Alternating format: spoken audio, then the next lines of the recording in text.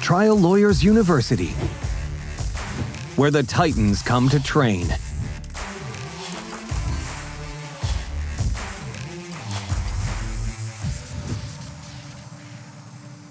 Produced and powered by LawPods. Good morning, Joe Freed. Good morning, Dan Ambrose. Good to be with you. You too. And we are doing our first Trial Lawyers University podcast. And it's most appropriate that you are the first guest on it. Because, as most people don't know, you are a big part of the reason why I'm sitting here today.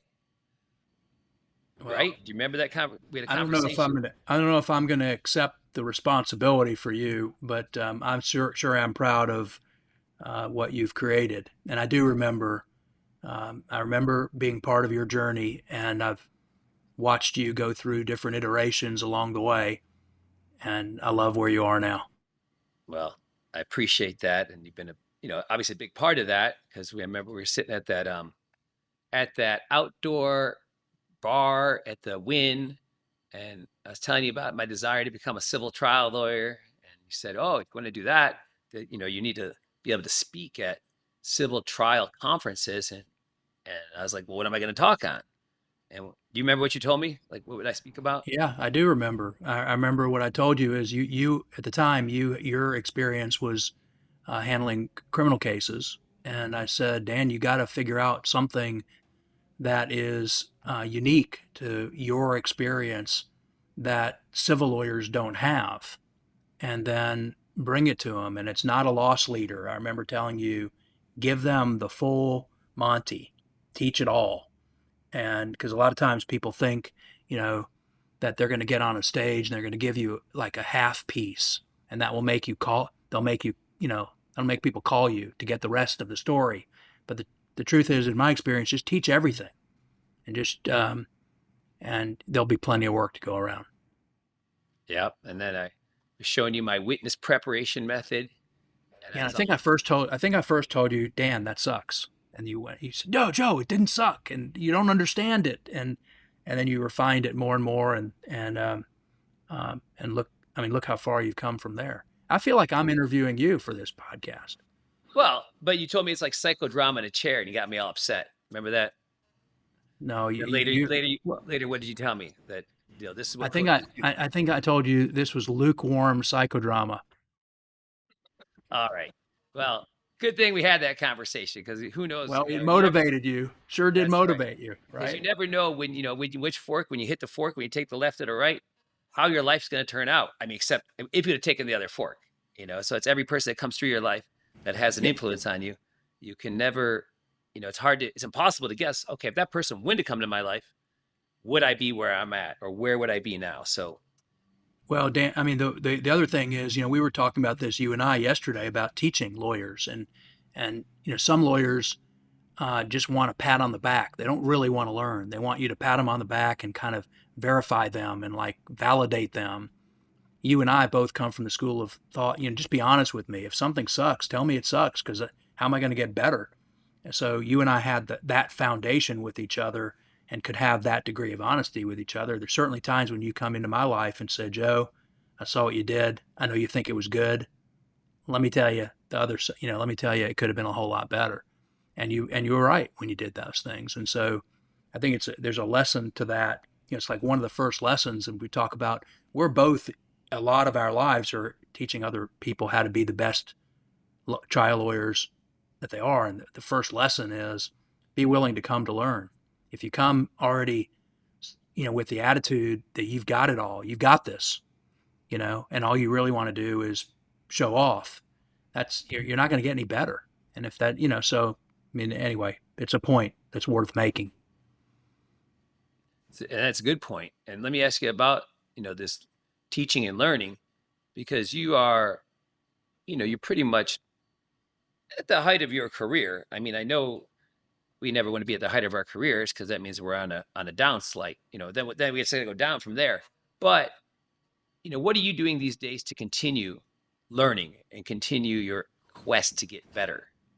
Well, Dan, you know me. I'm always working on things. So I mean, right now I have yet another coach in my life who is working with me on, because I believe being the best trial lawyer requires you to be the best version of yourself as a human being first. It's not, you're not different, Joe trial lawyer versus Joe, dad, or Joe husband, or Joe friend, or whatever. The idea is to kind of unify all those personas or brands, if you will, and kind of be authentic. The more authentic you are, I think the better trial lawyer you are. And so for me, it's been a journey to become authentic, because left to my own devices early in my life, like probably many other people, I didn't feel very good about myself. I needed to deal with a lot of the same things many, if not most, other people have to deal with, which is, the idea of being worthy, the idea of being good enough, all those kinds of things.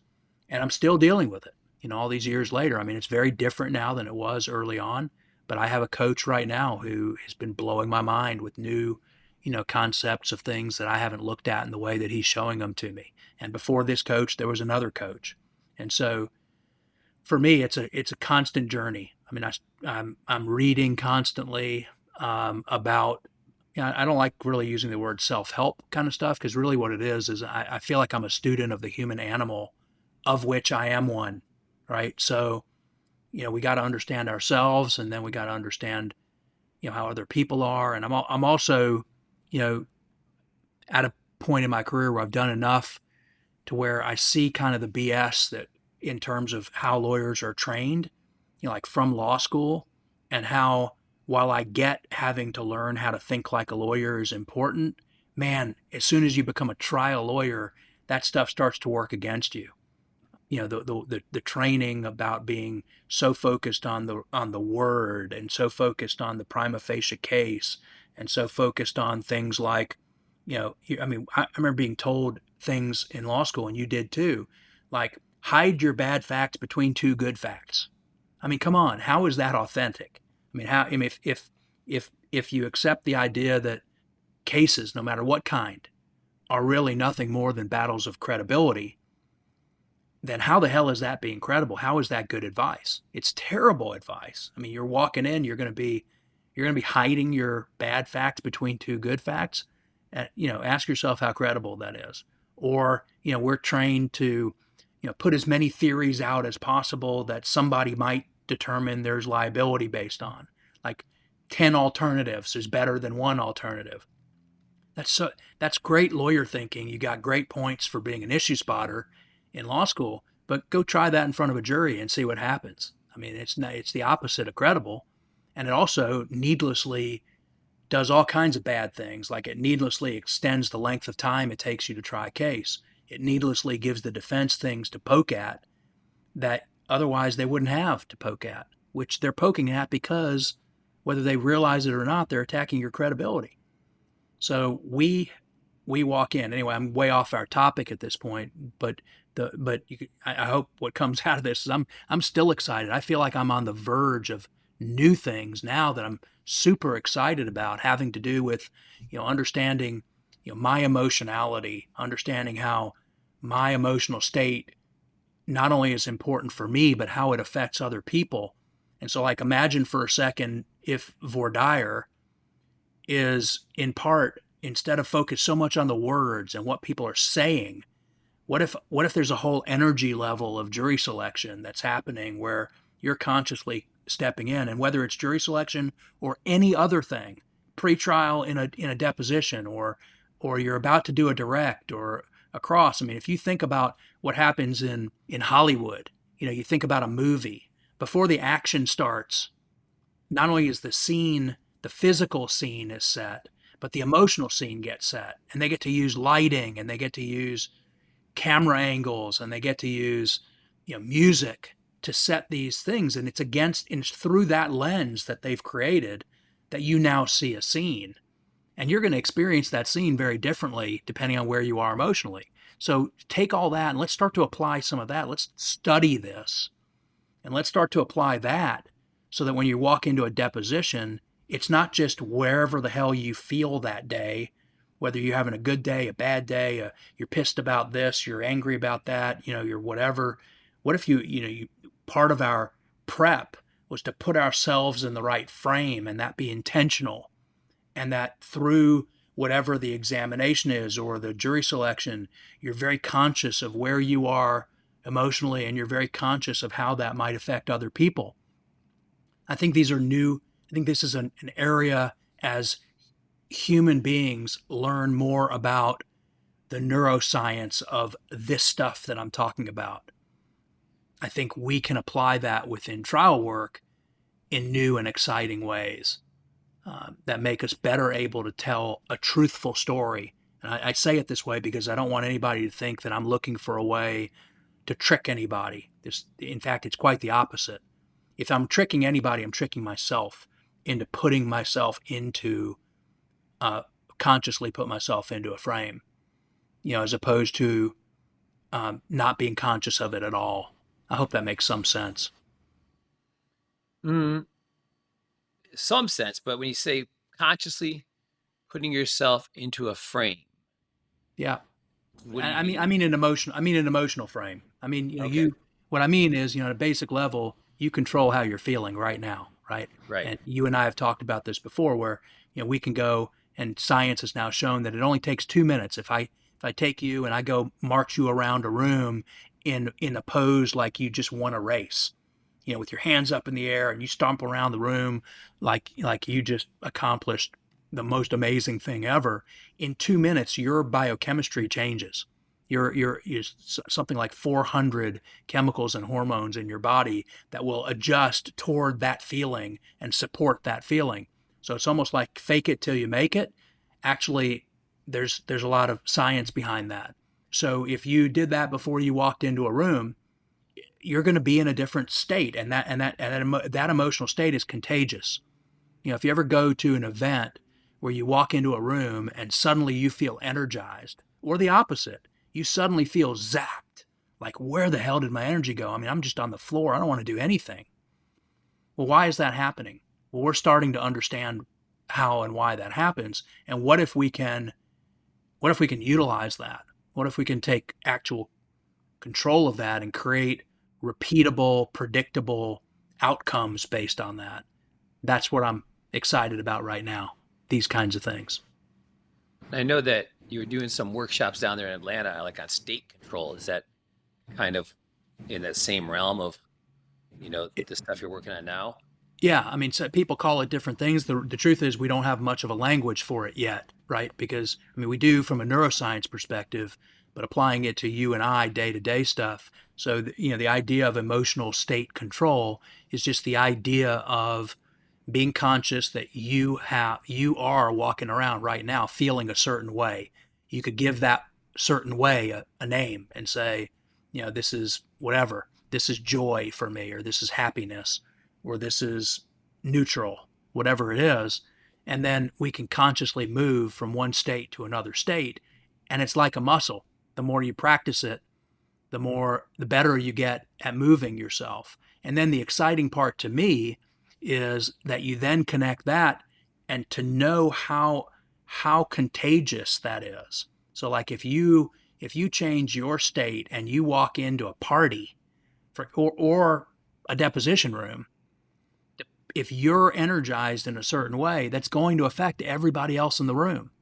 That's the crazy part.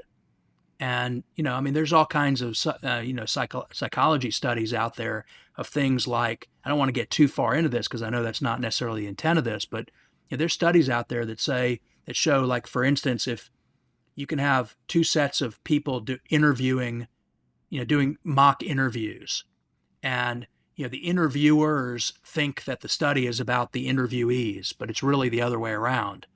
And so half of the interviewers are given a warm drink to drink while they're doing the interviews, and the other half are given a cold drink to drink during the interviews. They interview the same people, and the people who are given cold drinks describe the people who they're interviewing as cold and calculated, and those kind of language, whereas the ones who are given warm drinks are describe them as loving and caring and warm. And so, I mean, imagine, it made me want to go and serve hot cocoa to the jury in the morning, right? Let's do hot cocoa on the right morning. But on another morning, I want to feed them ice cold frickin' popsicles, right? because there's sometimes during the trial you want them warm and fuzzy, and there's sometimes you don't. And so that's what I'm talking about, is to be able to set the scene of how people are going to experience whatever they're going to experience, so that when they witness an examination, they're witnessing it. I mean, I personally think right now how they perceive somebody is, we are always worried about what's the credibility of the person, or how does that witness play, so to speak. And our focus historically has been on how that witness plays, and the focus is on the witness. And what I'm suggesting is maybe we should spend some time focusing on what's the emotionality of the audience, in our case, the jurors. Because if we can influence that and help them be in certain states before they see that witness, they may see that witness differently.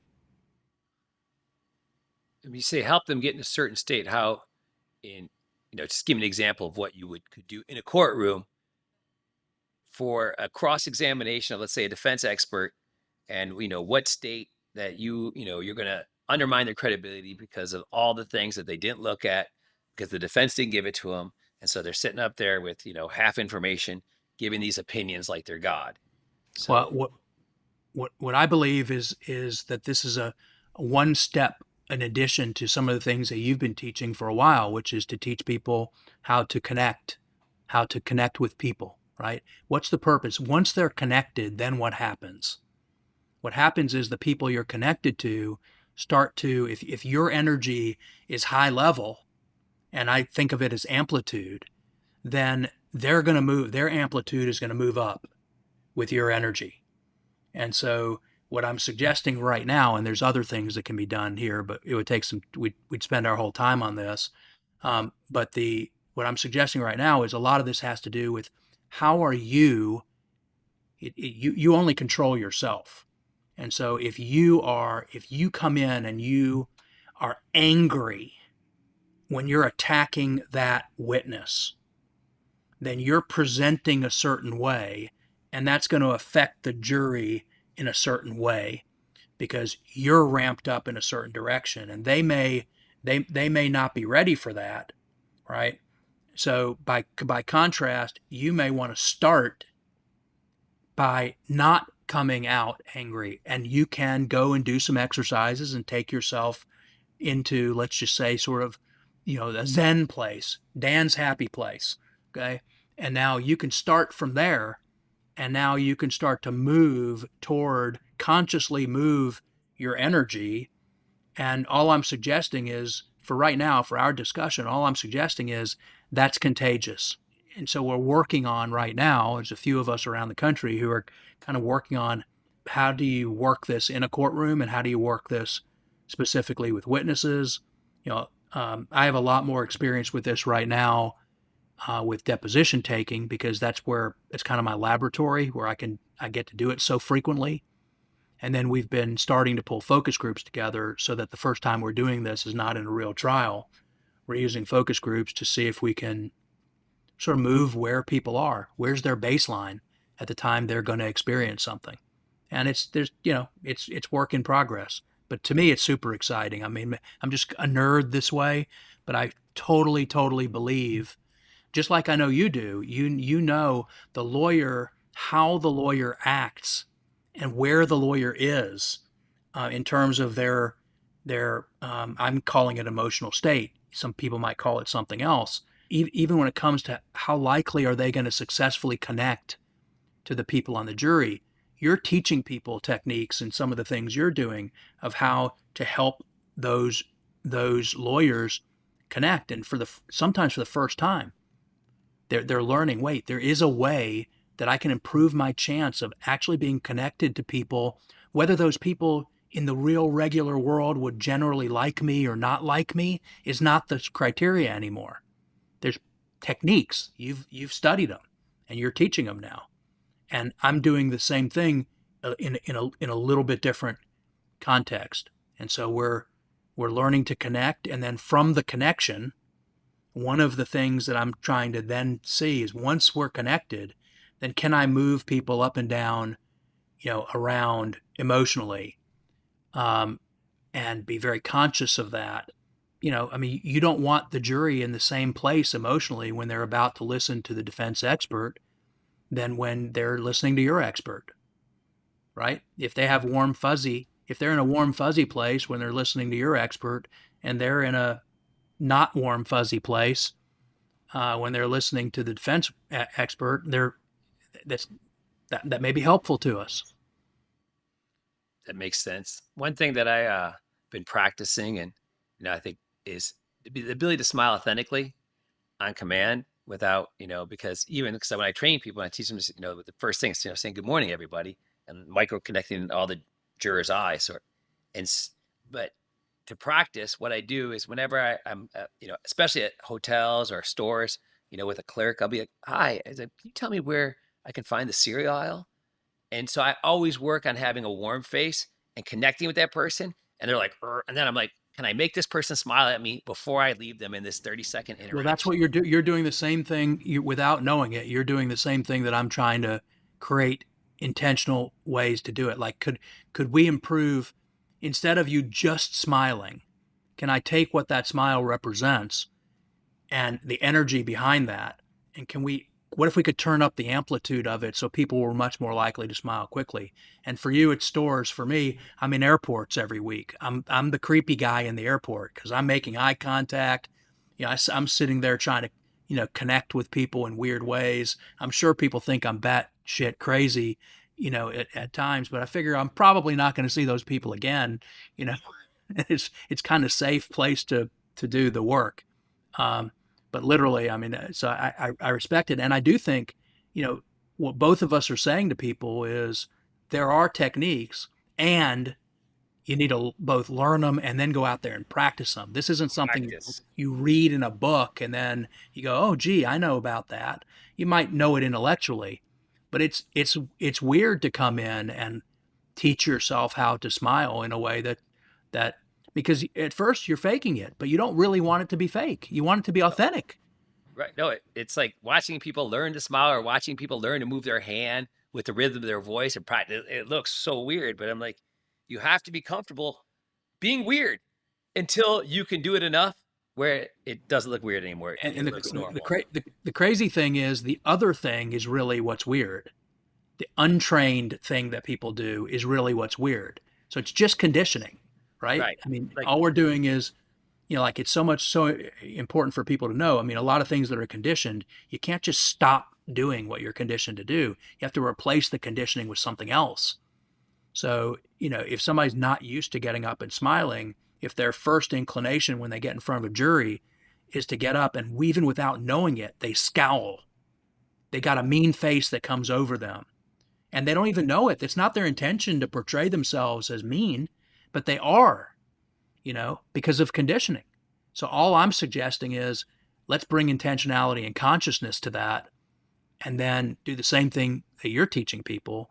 Let's stand up and there are times you do want to be scowling, but there are times that you want to be smiling. And how about we, for the first time ever, actually take control of that? Instead of it just being whatever the hell I feel at that moment, I can actually create the feelings instead of have them just by happenstance be there or not be there. when in training, I see, when practicing voir dire, like a jury shares something and the lawyer's like, thank you for sharing. And it's so weird because only in that setting would somebody not have a warm face. Because when everybody does anything for us and we thank them, like, thanks, Joe, I appreciate you doing that for me. But we have a warm face.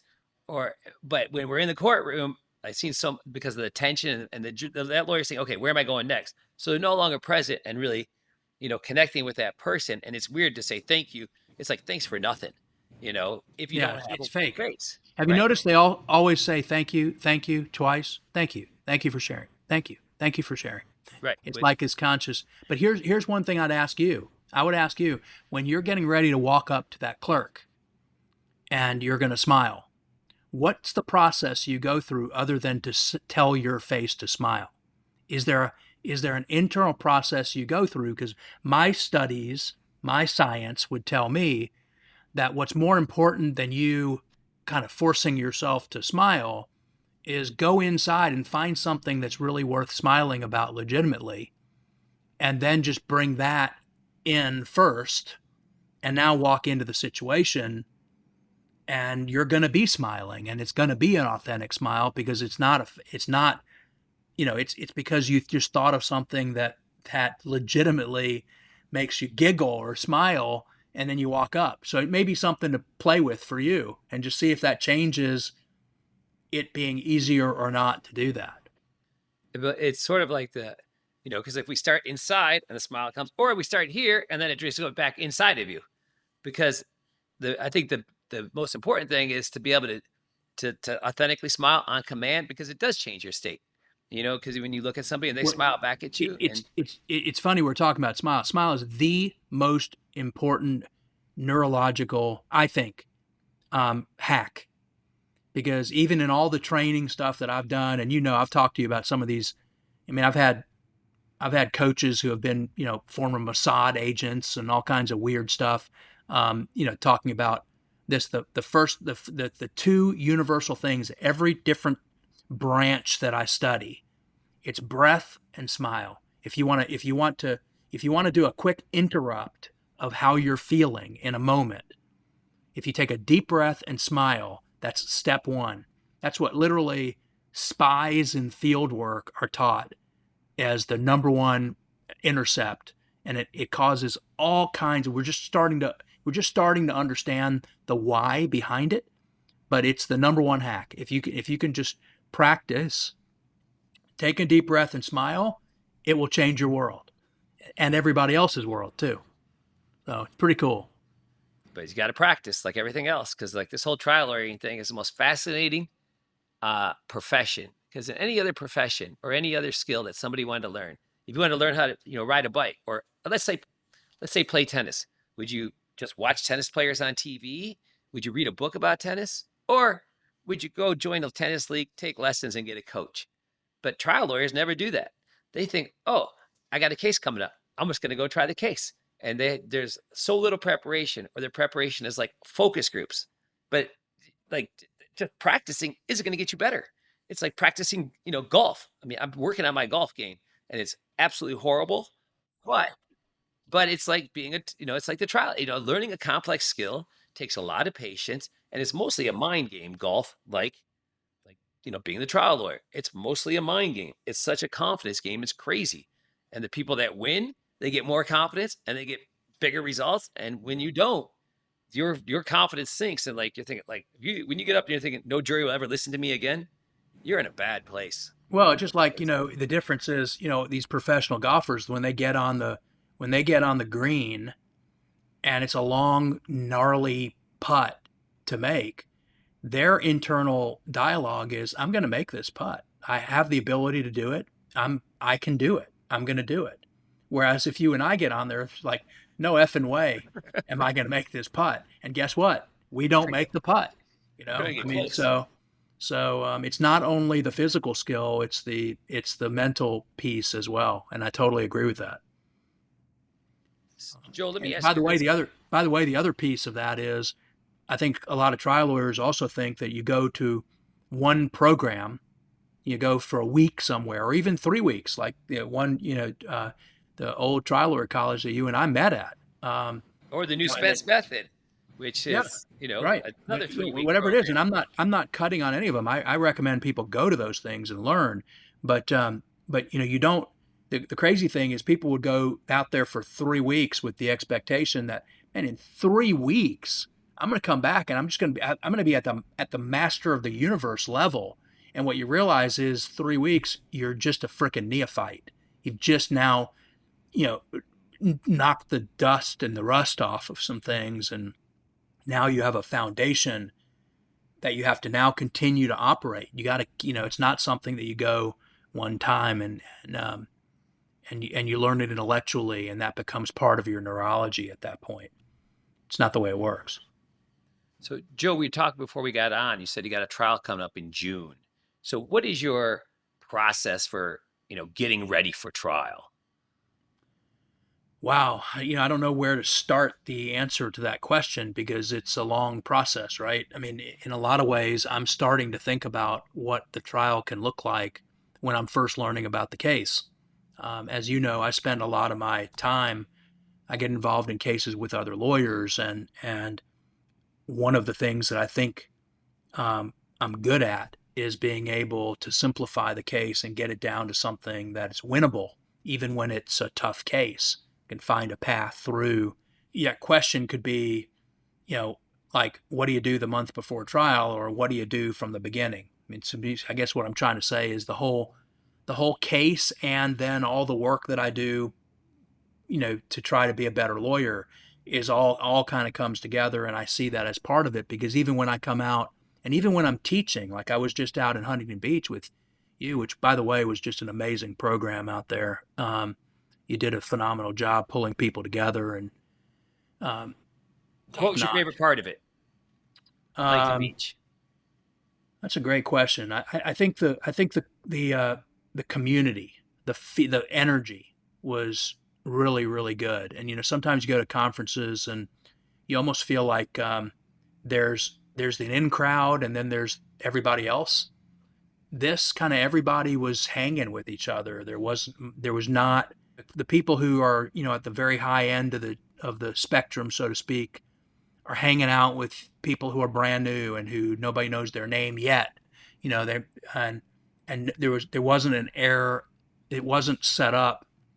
People aren't walking around with what I call the peacock, which is their name tag has 400 ribbons on it that says I've spent a shit ton of money.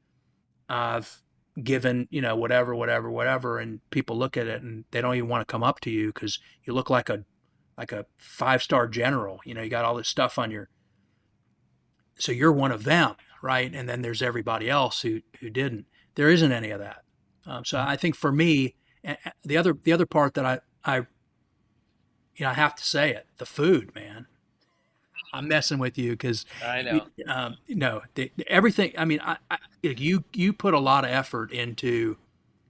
You can look at it in a lot of different ways. There was choices for people to go to see lots of different things. So wherever their interests were, there was always something to go to. And so it wasn't just, people competing for, different rooms or whatever, like some programs. There was legitimately different content. I mean, wherever people were and they were interested in. Um, and I heard people saying, man, I want to see both of them. And the nice thing is, most rooms, except one that I was involved in, wasn't recorded, but most of them are, so you can go back and look. So I think the energy is what separated it, and then everything that goes with that. So people are happy, they're in a good place, they wanted to be there. So many times you go to conferences and people are just hanging out. The conference is going on, but people aren't really in the conference; they just happen to be there. That wasn't going on here. There were a lot of people, people there, there was appropriate times that people step out and you made great social spaces for them to hang out and do that. But people were there to learn. And I think doing things like talking about it in advance and having people being able to, even having the speakers interact with each other in advance so that they know what each other is presenting on. People aren't doing that in the world. So, but anyway, going back to your, I don't even remember what we were talking about before I Just turned your this into process a for you beach. getting ready for trial. Yeah, so the process starts kind of at the beginning and everything is together. Because even when I was out teaching at Huntington Beach, I'm teaching, but I'm thinking about my upcoming trial.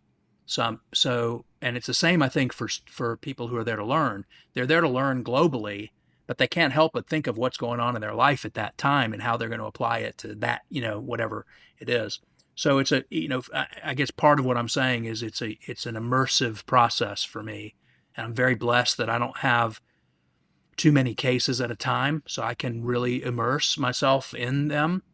And it's about figuring out what the best, most compelling trial narrative is. And I've told you before, I mean, for me, I try to be very different than most lawyers because I try to focus the case down to something that's almost a binary choice for the jury. I want to do as much of the cognitive load. I want to remove as much of the cognitive load from the jurors as possible. So I don't want them to have to work hard. I want them to be able to see something. I want it to be consistent with what they already believe to be true. And so a lot of work is going in to that. And then from there, then the work becomes, how do I make what I have consistent with that, which is, really going through an editing process of trying to cut down videos, trying to limit the amount of physical evidence that I'm going to be putting in, because it's sort of contrary to what we've been taught. We were taught, put as much in as you can. And I'm the opposite of that. I think that I want to put in as little as I need to. And I'm always looking for, what's the emotional charge? Where's the emotional charge in the case? And a lot of times the emotional charge is not really, the facts of the underlying incident that occurred. It's not the wreck, so to speak, or the fall down. It's how the case is being defended. It's what's, I'm looking for what the other side is doing that's really unfair and really, sort of indefensible at the end of the day. And if I can find that, then I'm going to win the case. No matter what problems I have, I'm going to probably win the case, because I'm going to make the case about that. I'm going to say, this case is about this red light, green light intersection thing that happened, but what it's really about to me is it okay to treat somebody like this in this community? This is what happened, and this is the way this guy's being treated. But then logistically, the process is grueling, because I've been talking about sort of the mental process, but the anybody who's tried a case, it doesn't matter if it's simple or a complex case, it's a grueling process to make sure you have everybody subpoenaed, and you got to deal with all these damn doctors who don't want to be there and don't want to help you, and you got to figure out how you're going to get everything there, and do you have every piece of evidence in a form that's going to get admitted properly, and how are you going to publish it, and what's your backup and your backup to your backup, and how you're going to get it in, who are the witnesses, what's the order, and you're doing this all against a backdrop. It's just a choreography like a play. But the problem is, it's like it'd be like a play, but they don't tell you what the start time is, what the end time is, how far you're going to go before the intermission. You don't get any of that. That the judge gets to decide on the fly. And by the way, I don't know what the other side's going to choreography necessarily looks like. So there's a lot of moving parts. But it's an immersive process, and I'm so grateful that I have great people in my life who help me with that, in terms of making sure the subpoenas are done right, the audio visual is done. I spend a lot of time, I do editing transcripts. Like if video is, so much these days is done on video in trials. And it shocks me when I go around the country and I see people just say, well, we now call so-and-so by video. And they put a 4-hour, 5-hour video that's not edited at all up. And I'm like, holy shit. The poor jury just has to watch, something that's the length of 2 back-to-back Gone with the Winds. And there's no plot or storyline. And they're supposed to somehow follow that. It's ridiculous. We're doing ourselves a disservice. So a lot of words here, but I don't really know how to answer the question otherwise. Well, let me ask you this question. Do you do like focus group your voir dire and your opening statement in front of a group, and kind of record it, play it back, and see how you're doing? I do. I wish I could say that I always do the same thing. I don't always do the same thing, because it depends on the circumstances.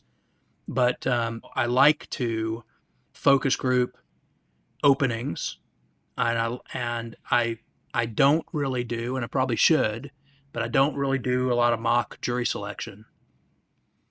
We've talked a lot about jury selection, you and I, over the years. I've got a little bit of a different view about jury selection than a lot of our peers. I don't ask a lot of. I do my jury selections relatively quickly compared to other people, and they're very, very, they're very focused. I personally don't think that a lot of the questions we ask and a lot of the things we go through are meaningful. So many of folks on the civil side spend so much time, trying to identify tort reform jurors, for instance, and I just don't think that. I personally don't think it's useful.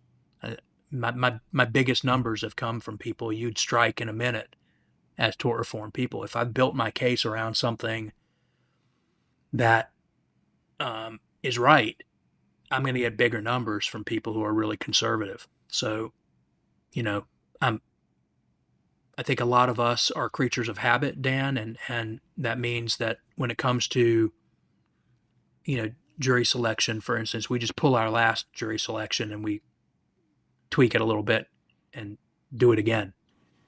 And that's not my process is different. So I probably should practice it more, but I don't. Let me ask you this question, Joe. We all have a superpower. So what do you think because if you ask anybody that knew me what my superpower was, I'm pretty sure they would say, networking or networking with lawyers. And it's something that I think I think I'm pretty good at it. And I think I know a lot of lawyers around this country because I spend, a lot of time networking. And so what would you say your superpower is? I would say my superpower is finding helping people find their win. And I don't mean that to sound weird. What I mean is in the context of law, I look at a lot of cases that have all kinds of challenges and I embrace the challenges and find ways to make those into opportunities. You've heard me say before, my philosophy is how can the other side be 100% right and I still win? And it's by focusing on something that's more important than whatever the problem is. And so I help find that in my cases and when I'm helping other lawyers. But then outside of law, I feel like I think that is what my purpose is. I mean, I have people who come to me. I'm always mentoring people. I've got mentees at different levels from ones who are looking to go to college to ones who are looking to go to law school to ones who are in law school to ones who've been practicing for 25 years and want to change. They're looking for their purpose. And I love and seem to have a knack for listening between the lines, helping people, help seeing where people's passion is and helping them open their eyes to see where it is. And then trying to be encouraging of them to follow that and bring it into the world. So, and it's really, I love it. I mean, I love going and winning a jury trial, but at this point I've been very blessed. And, now I'm at a point in my life where it's just really fun for me to see how many people I can positively Effect. impact. Yeah. No, I know. And that's a great place. That's why, one of the things I honestly love best about putting conferences on is because I know for myself, I feel like wandering, searching, like looking for the answers, looking for help, looking for people that really want to help me instead of, just like I remember people say, if I could get one thing out of a conference, learn one thing, it's going to be worth it. And I, to myself, like if somebody only learns one thing at a TLU conference, I'm a failure because there's so much to learn. And by having this, in Huntington Beach, there was basically 11 choices every day between the workshops or breakout groups and the lectures. And so my goal was for people to be exactly where they want to be. Because as a presenter, there's nothing worse than talking to an audience and half the people are on their laptops, not even paying attention to you. And I presented in Huntington Beach in one of the sections, and there was 8 people there in my group. And I'm like, this is great.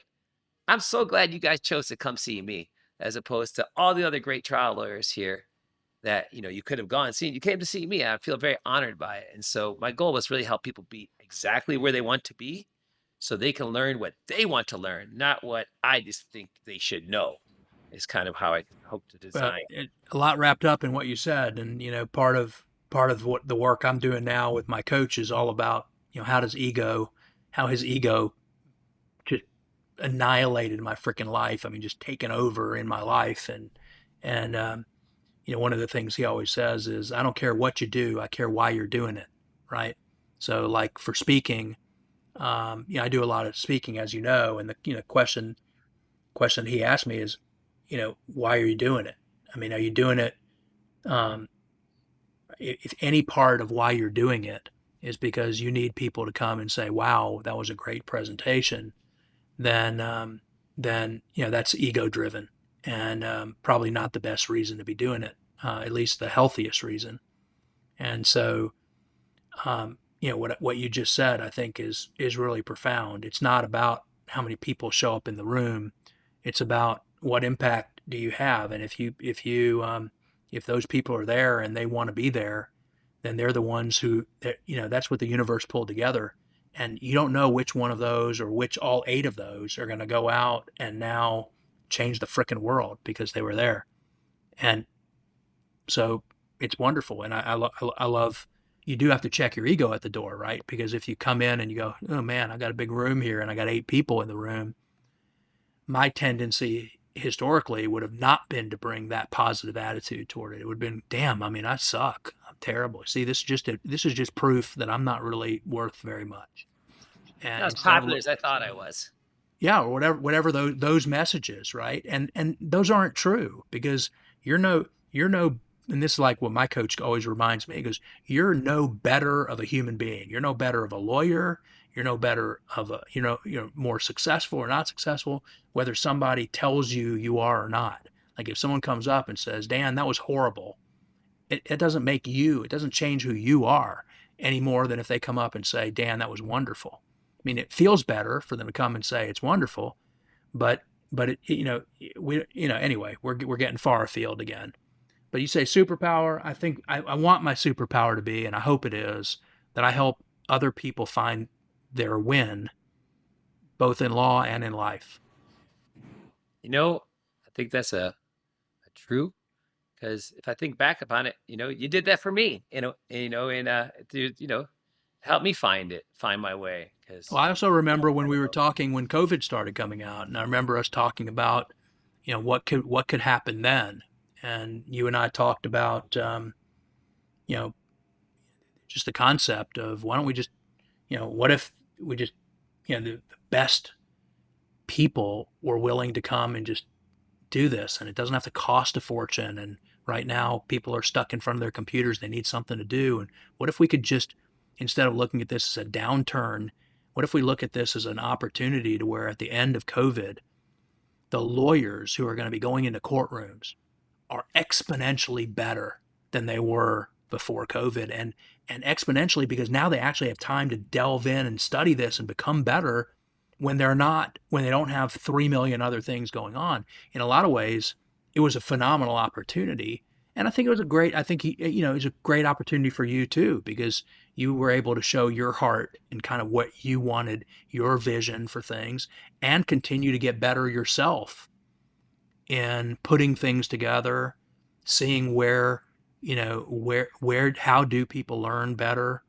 Um, you know, can I really force people to get on the phone with me beforehand for a couple hours before they're going to teach and, you know, be intentional in what they're doing instead of just winging it? And, I mean, you and I, joke with each other a lot, but that stuff was truly not ever done before you did it. And people never, not one time did I have, and I've done hundreds, probably well over 1,000 talks to trial lawyers over my career. And still to this day, the only person who's ever made me get on a call with them beforehand, substantively go through what am I doing? When am I doing it? Who do I want involved in the process? What exhibits am I using? What about this? What about that? Don't forget this. Don't forget that. It was you. You're the only person in all the thousands and thousands of talks that I've done, the only person who's ever made me do that.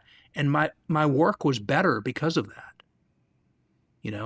and you didn't only get me to do that. You got people like frickin' Panish to do that. I mean, that's like unfrickin' heard of, so I give you a lot of accolades. I give you a lot of crap, that, because I love you. But I'm super proud of what you've done. I really am. Well, thanks, Joe. But speaking of preparation and what we're doing, because we're doing our first program on the East Coast in New York City, September 20th to 23rd. And you rearranged your schedule, so you're going to be there. So tell us what are you going to be teaching at TLU NYC?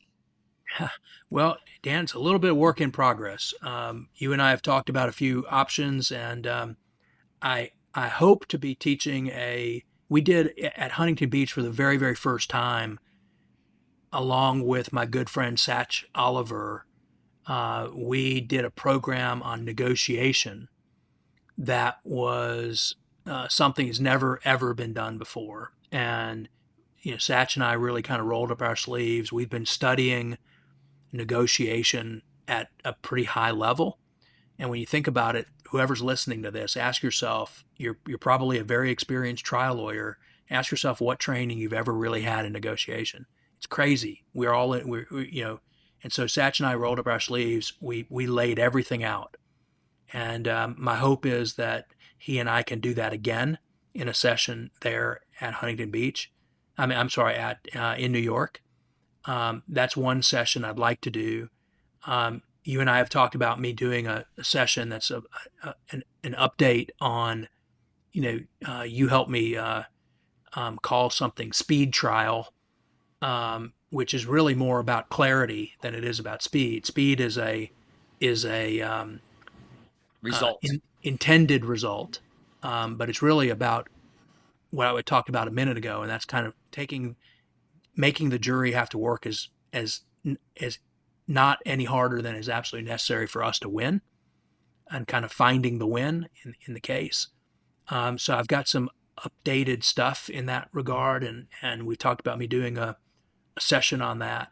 And then I'd like to, with your permission, do a breakout session that will be limited to some people who have some active truck crash cases that they're working on and that they feel that I can be of help with, and do it in a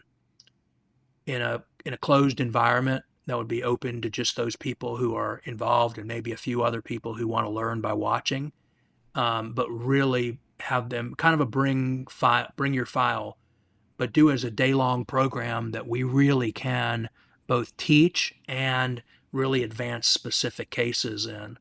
And so I've been thinking about how I'd like to do that, and I think that'd be good. So those three areas are what I'm going to be involved in. And then I'm always a trucking guy, so anything that I can do with the other guys who have been part of TLU in trucking, people like Joe Camerlengo or Ed Ceramboli or Satch, or Michael Cowan or Jay Vaughn. And Jay, not in that order. I meant to put you first. He's very sensitive. That red hair, you got to be careful of those redheads. You can't piss a ginger off, man. They don't No, forget, no. They're hostile. But anything that I can do to support those guys, those have all been people who I've worked really, really closely together, and frankly have helped them develop their expertise, and they're phenomenal lawyers, and I'd love to see any help that I can give them. I want to be available to do. That would be great. I just had another idea too, that we did once before, a little bit of, which is you doing like getting a focus group of like 10 regular folks and doing like a live jury selection for like maybe an hour and a half, because you have this trial coming up. So you're getting ready for your jury, you're getting ready. So whether the trial goes or not, or whether they pay you the money you want, you're still going to have to go through all the mechanics of that jury selection and that opening statement. As you might imagine, I'm going through it constantly in my head now. So right, but I'm saying this way, if you go into trial and whatever result, because we know it's trying a case, we don't know what the result's going to be. Right. But that way, maybe like on Wednesday, you do like the jury selection and the opening statement for that trial, so we can see how you do it, because nobody ever records voir dire. I mean, you have a few. Yeah. Okay. No, we should definitely talk about that. I'm willing to do something like that. And one of the really interesting two areas that are super interesting about that case is it's a jurisdiction. It's West Virginia. It's a jurisdiction where you can't ask for a sum certain of money. So you can't say this loss is worth $10 million or $20 million. So I have to figure out a way to bring those numbers up and make it that way. And I've got some ideas on doing that. And I have done some focus groups, by the way, on that idea. That and then the other thing which we all struggle with is, and anytime there's a wrongful death case at all, how do you connect up the idea of money for death when it's not a situation where you've got, a wage earner that's there that's needed to, support a family anymore. In this case, it's an older man. Um, and so, although he has a widow who certainly relied a lot upon him, it's not one of those cases where I can put big economic loss numbers up, um, and couple that with not being able to ask for a sum certain. So there's some interesting jury selection that's got to be done, to kind of address those issues. Yes, and I'll be looking forward to seeing it. That's why I came up with this new idea, since we talked about it a little bit. And then Is this a contract formed between you and I right now? well, All right, I always I'll come do up it. with ideas, Joe, and then I plant them in your mind. Then you I sometimes know. reject I'm them, just, sometimes you don't, and then eventually, like, you know what? It's like I always tell people that give me ideas. I'm like, your idea was shit, but you put it in my brain, and then I fertilized it over a month, and then it became my idea. And then I'm like, I got a brilliant idea, and they're like, it was my idea. the problem with that analogy is, what the fertilizer normally is. Shit. Right. Well, So that's why I shit on people's ideas all the time. It's like until I think about it a while, they become my idea. Now they're brilliant. now they're It's brilliant. my Well, friends. you're the puppet master. I'm merely the puppet. But seriously, as you know, when I come to any program, I like to, some of the best work that's done at a program for me is work that's done just one-on-one with somebody who didn't sign up for a special thing or didn't whatever, and we just have an opportunity to go drink a cup of coffee, and they get something, and I always learn when I teach. So that's, I always say there's never been a better time to be a plaintiff's lawyer than right now. Oh, I And couldn't agree with you more it's because a lot because we've learned so much, including that sharing really is not, there's not a zero sum game here where that if I give you something, I become less because I've given it to you. It's quite the opposite. The more we work together, the more we share, the better we become, and the better we create a universe where the work that we do is more accepted. And so, anyway, I'm thrilled to be a part of it, and I appreciate it. well, I can't wait.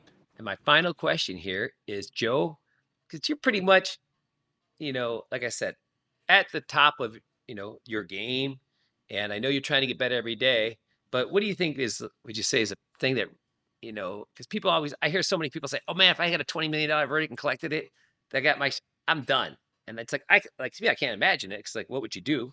First of all, and second of all, if you finally figured out how to do it, why would you not want to keep doing it? But Yeah.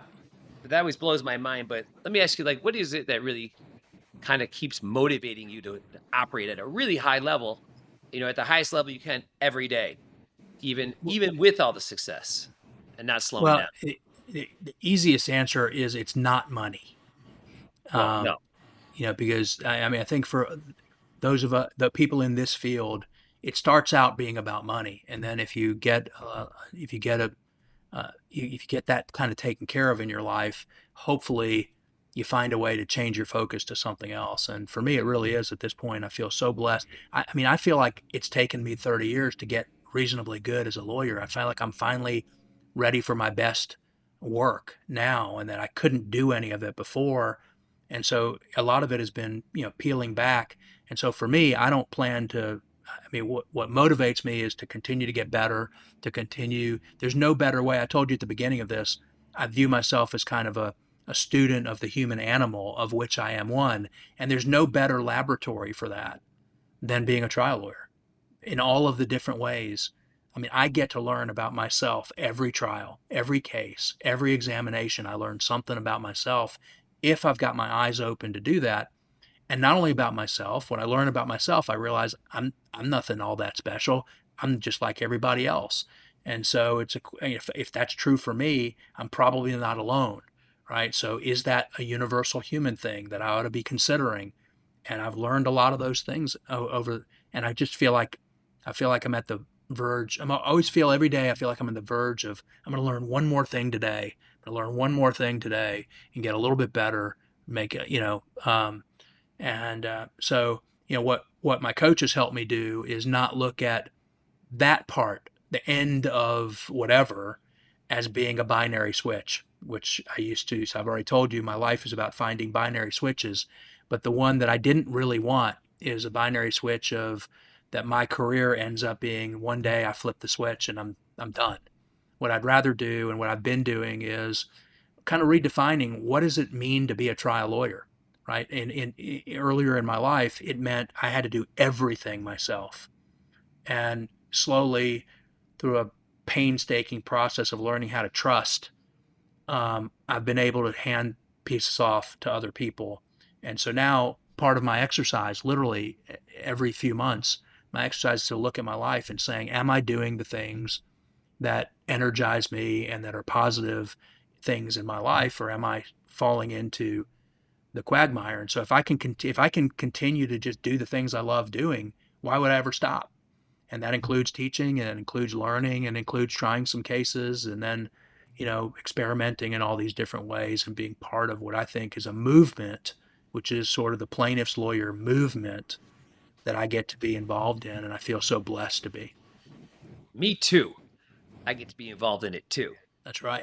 And now I need to become I gotta, because I remember when I first started doing webinars, people send me emails and be like, hey, I like your webinar, but could you shut the fuck up and not talk so much? And like, we both failed. We both failed miserably like, on this those things, first. like, hurt. I'm like, because I'm trying my hardest, but a lot of it resonated with me, and I think I developed into a better host of the webinars as time went on, and help other people become good hosts too, because that was really fun for me to let somebody else host it, because well, first of all, I'm lazy. I don't have to do the work, but except helping them to get ready, but also because they get to get that connection with the trial lawyer. They get to get kind of, this mentoring process by that trial lawyer and that relationship. And this is what we all want, is more relationships, more connections, more friends, especially, as we get older, it's a little harder to make new friends, because we become more solidified in who we are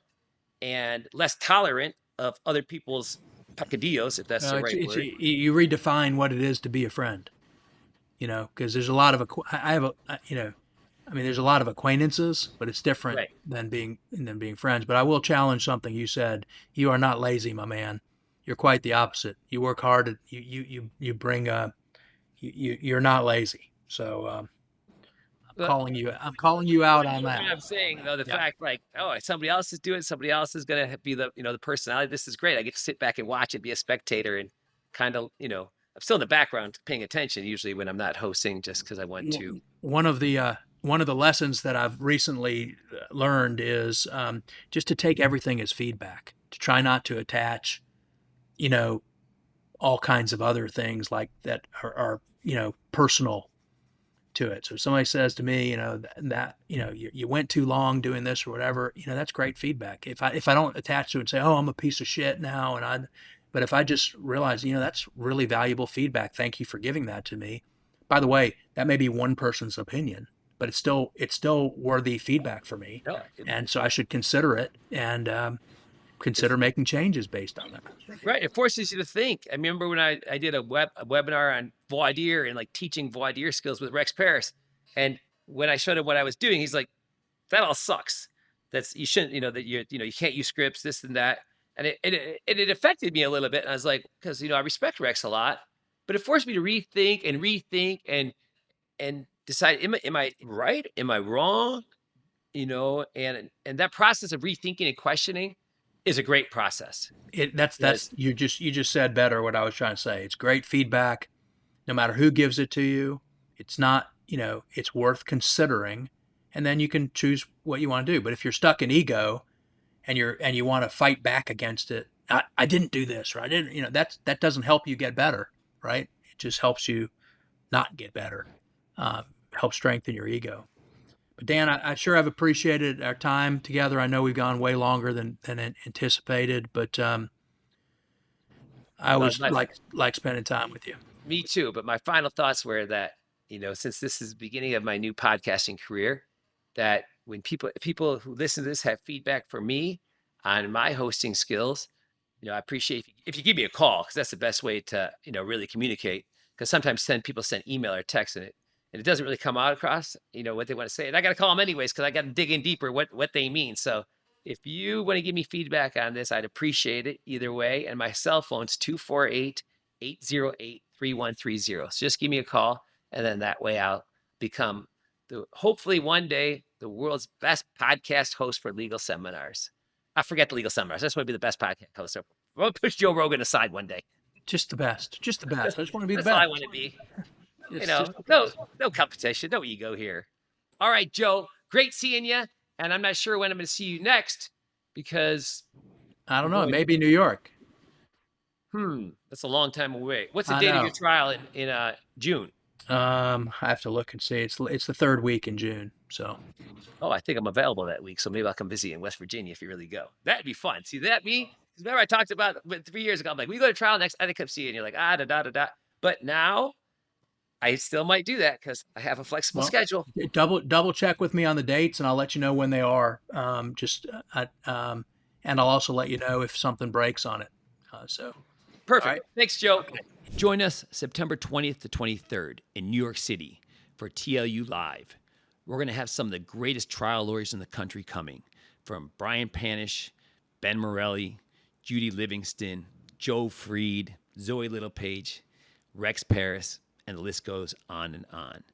And not only will we have 4 lecture tracks, but we're going to have 7 workshop tracks where you can work on and hone a specific skill in a small group taught by a great trial lawyer. The website is tlunyc.com. Ready to train with the Titans and set records with your verdicts? Register for our live conferences and boot camps at triallawyersuniversity.com. Start getting your reps in before the big event by going to tluondemand.com to gain instant access to live lectures, case analysis, and skills training videos from the trial lawyer champions you love and respect, as well as pleadings, transcripts, PowerPoints, and notes for a roadmap to victory. Join the group that continues to get extraordinary results. Trial Lawyers University, produced and powered by LawPods.